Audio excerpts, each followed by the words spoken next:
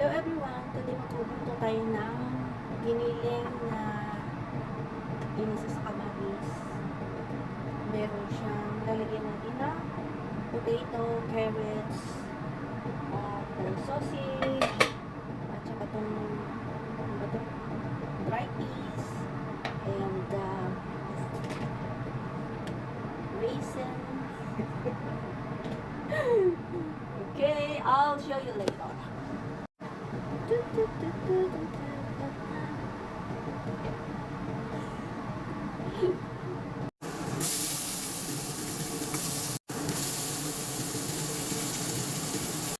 Hiling na pinito sa kamatis.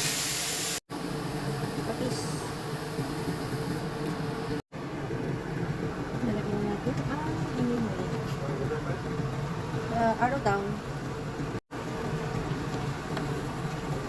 Nalagyan ko na rin yung potato at saka carrots. Hindi ko na siya pinirating.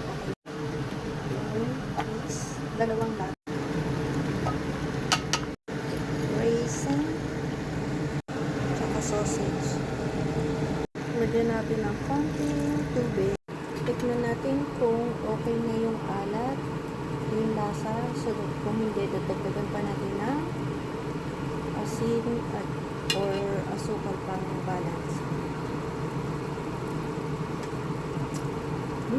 Okay na. Tastes good. Okay na siya, guys. Okay na ang lasa. Sarap. Lagyan ko siya, guys, ng malunggay powder. There we go.